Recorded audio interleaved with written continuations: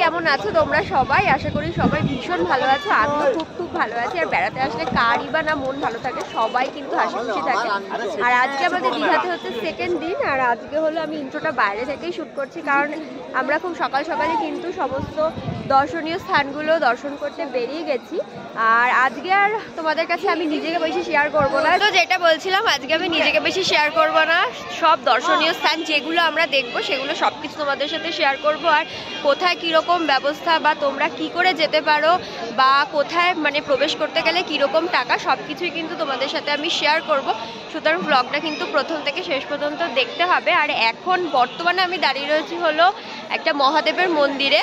এটার নাম হলো কি জানো, হ্যাঁ, চন্দনেশ্বর মন্দির। তো চলো, এখানটা এরিয়াটা কিন্তু অনেক বড় আর এত রোদ যে আমি হয়তো ঠিক মতো তাকাতেও পারছি না। অনেক বড়, এখানে একটা পুকুরের ঘাটও আছে আর অনেকগুলো মন্দির আছে। তো চলো তোমাদেরকে পুরো মন্দিরটা কিন্তু ঘুরে দেখাই। তো এটা হলো চন্দনেশ্বর মন্দিরের বাইরেটা। মন্দিরটা কিন্তু ভীষণ বড় না হলেও মন্দিরটা কিন্তু বেশ বড়। এই হলো আমাদের চন্দনেশ্বর মন্দির। আর সব শিব ঠাকুরের মন্দিরের সামনে যে নন্দী মহারাজ থাকে, এখানেও কিন্তু সেরকমটা আছে। আর ভিতরে কিন্তু ঠাকুরমশাইরা নামগোত্র দিয়ে পুজো দিচ্ছে। এই পাশে আরও একটা মন্দির আছে। আর এই মন্দিরে প্রবেশ করার জন্য কিন্তু অনেকগুলো এন্ট্রান্স, এদিক সব দিকেই আছে। আর ওই দিকে একটা মন্দির, আর একদম ওই যে দূরের সামনে একটা ঘাট আছে, সেটা তোমাদের কাছ থেকে আমি দেখাবো। এটা হচ্ছে ওই মন্দিরের ঘাট, যে ঘাটটা কিন্তু অনেকটা বড় আর জলের গভীরতাও অনেক। মহাদেবের মন্দিরে প্রার্থনা করার একটা ছোট্ট নিয়ম আছে, হয়তোবা অনেকেই জানো আবার অনেকেই জানো না, তাই আমি একবার বলে দিই। মন্দিরের বাইরে যে নন্দী মহারাজ থাকেন, তোমরা তোমাদের মনের প্রার্থনা আগে তার কাছে জানাবে। নন্দী মহারাজের মাধ্যমেই কিন্তু প্রার্থনা মহাদেবের কাছে পৌঁছে যাবে। আমিও সেরকমটা করছিলাম। সেরকমটা করতে করতে আমার পেছনে দেখলাম একটা গরু এসে দাঁড়িয়েছে, কিন্তু সে যদিও বা আমাকে কিছু করেনি। আর এই মন্দিরের ভেতরে কিন্তু মহাদেবের মন্দির ছাড়াও জগন্নাথ দেবের মন্দির, রাধাকৃষ্ণ, মা দুর্গা, গণেশ ঠাকুর, অনেক মন্দির ছিল। আর এটা হলো মহাদেবের মন্দির। আমাকে দেখতে কেমন লাগছে অবশ্যই কিন্তু কমেন্ট করে জানিও। আর এই মন্দিরে ঢোকার জন্য কোনো রকম এন্ট্রি ফিস লাগে না, তবে তোমাদের একবার গেটে ঢোকার সময় আটকাবে। সেখানে যদি তোমরা 50 টাকা দাও, তবে এই পুজোর থালাটা নেওয়ার জন্য বা ডালা যাই বলো না কেন, সেখানে 70 টাকা দিতে হবে। আর আগে যদি তোমরা 100 টাকা দাও, তাহলে পরে 30 টাকা দিলেও হবে। মানে পুজোর ডালার দাম হলো 130 টাকা। আর যে কলকেটা দেখালাম, সেই কলকেটা জ্বালানোর জন্য কিন্তু তোমাদেরকে পয়সা দিতে হবে। ওই মন্দিরে একটু পান্ডাদের উৎপাত আছে, আর ওখানে কিন্তু খুচরো পয়সার একদম চল নেই, এইটুকু মাথায় রেখো।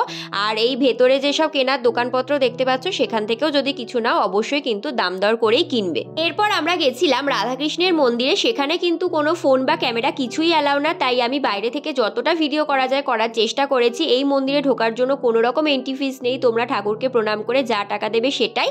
তারপর সবাই মিলে চলে গেলাম তালসারিতে যে দেখতে পাচ্ছ নৌকাগুলো দাঁড়িয়ে রয়েছে, পার হেড 100 টাকা করে নিয়ে ঝাউবাগানের মধ্যে ছেড়ে দেবে। সেখান থেকে নাকি বাইক ভাড়া করে তোমাদের লাল কাঁকড়া দেখতে যেতে হবে। আর লাল কাঁকড়া নাকি মানুষের আওয়াজ পেলেই তাড়াতাড়ি বালির মধ্যে ঢুকে যায়। তাই কিন্তু আমরা ঠিক করলাম যে আমরা যাব না। আমরা না গিয়ে ওই তালসারি আশেপাশে ঘুরে দেখলাম। তারপর ঘুরতে ঘুরতে একটু খিদে পেয়ে গেছিল, তাই একটা দোকানে গিয়ে মুড়ি ঘুগনি দিয়ে পেট পুজো করে নিলাম। আমাদের লাস্ট ডেস্টিনেশন ছিল উদয়পুর। এই উদয়পুরের সামনেটা কিন্তু সম্ভবত মাছের ভেড়ি ছিল। তারপরেই তোমাদের জন্য আসছে আসল জিনিস। এই যে দেখো, উদয়গিরির মতো 100টা সিঁড়ি, যেই সিঁড়ি ভেঙে নাকি তোমাদের বিচের সামনে যেতে হবে। কোমরে পায়ে ব্যথা করে আমরা চলে আসলাম উদয়পুর বিচে। এইবার তোমাদের সাথে একটা ইনফরমেশন শেয়ার করি। আমরা দলে 7 জন ছিলাম, আর আমরা একটা অটো রিজার্ভ করেছিলাম। অনেক অটোই কিন্তু 700-800 এরকম বলছিল, তবে আমরা একটু দর কষাকষি করে 600-তে রিজার্ভ করেছিলাম। আর আমাদের 4টে জায়গা দেখিয়েছিল, তালসারি, উদয়পুর, চন্দনেশ্বর মন্দির আর রাধাকৃষ্ণের মন্দির। তোমরা যদি দলে 4 জন থাকো, তাহলে কিন্তু তোমরা 4 হুইলারও ভাড়া করতে পারো। ওই গাড়িগুলো সম্ভবত 500 টাকা করে নেয়। আর যে গাড়ি তোমরা ভাড়া করো না কেন, 80% গাড়ি কিন্তু এই 4টে জায়গায় দেখায়। যে যে জায়গার নাম বললাম, শুধু সেই জায়গাগুলো। আর এই উদয়পুর বিচে কিন্তু অনেক এরকম বড় বড় গাছ ছিল। তারপর আমরা চলে গেলাম একেবারে বিচের ধারে। সেখানে গিয়ে আমার ভাই একটু ছোট্ট শাহরুখ খান হয়েছিল, ওকে কটা ফটো তুলে দিলাম।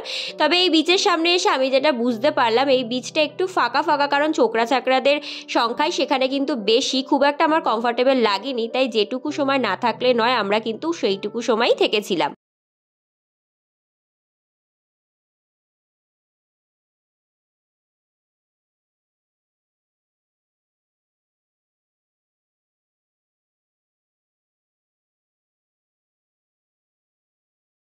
ডাব কিনে ডাব খাওয়ার পর আবার ওই 100টা সিঁড়ি ভাঙতে ভাঙতে নিচে নেমে এসে দেখি অনেক রকমের মাখা বিক্রি হচ্ছে। আর এই যে সাইডের জায়গাগুলো, এখানে তোমরা চাইলে পিকনিক করতে পারো। আমরা একটা জাম্বো সাইজে পেয়ারা মাখিয়েছিলাম, যেটা খেতে হেভি টেস্টি ছিল। আর এই যে গেটটা দেখছো, এটা হলো বাংলা আর ওড়িশার বর্ডার। তো আমরা আজকেও সেকেন্ডে দীঘার বিচে স্নান করতে যাচ্ছি, কিন্তু আজকে আনফরচুনেটলি ফোনটা নিয়ে যাব না, যেহেতু কালকে নিয়ে গেছিলাম। আজকে ফোন ধরে রাখার মতো কেউ যাচ্ছে না, মানে মা মাসিরা কেউ যাচ্ছে না। আমরা ভাই বোন আর আমার মেসো মিলে যাচ্ছি স্নান করতে, তো ফোনটা আজকে বাড়িতেই থাকবে। এখন আমরা যাচ্ছি কোথায়? দীঘা, নিউ দীঘা বিচে। ইয়েস, নিউ দীঘা বিচে স্নান করতে যাচ্ছি। তো এসে তোমাদের সাথে আবার কথা হবে। আজকে আমরা রান্না করিয়েছিলাম ইলিশ মাছ, শিম আর বেগুন দিয়ে ডাল আর আলু ভাজা। এই ভিডিওর নেক্সট পার্ট আসবে খুব তাড়াতাড়ি, ততক্ষণ পর্যন্ত আমার চ্যানেলটা সাবস্ক্রাইব করে রেখো। আজকে এতটাই, টাটা।